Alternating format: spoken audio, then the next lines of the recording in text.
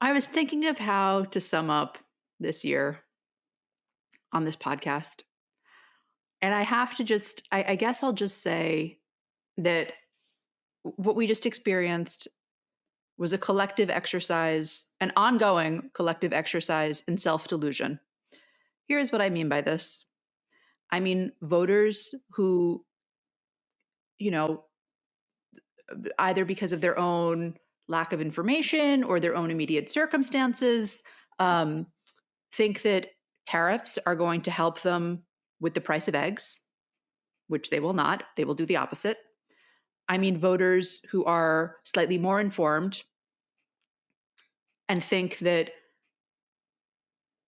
regressive, I don't even have the adjectives to describe it, laws about abortion and reproductive choice won't affect them because they live in states that pass laws, as though that matters, right? Like as though this has ever really been about state rights. The father in the New York Times focus group who said, well, it might be bad for my daughters because they don't live in the state of Minnesota, but I do. You're a bad dad and you're self deluded too.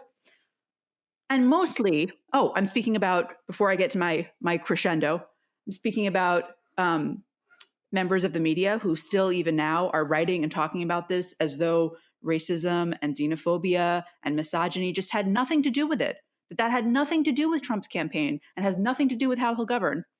And mostly, the most self-deluded person in this entire enterprise, our president, Joe Biden, who came into office saying, I'm going to, we're going to turn the page past Trump. We're going to move on.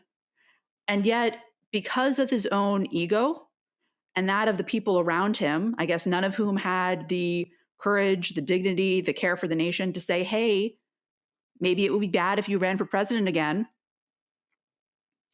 left us this mess, left us basically 100 days for him to find an incumbent, a replacement, when it became clear that he was not capable of running for president again, who was then stuck running as an incumbent in a year, which I guess they couldn't know before, in a year that was, but I feel like some signs were there, in a year that was just awful for incumbents, as Tom said.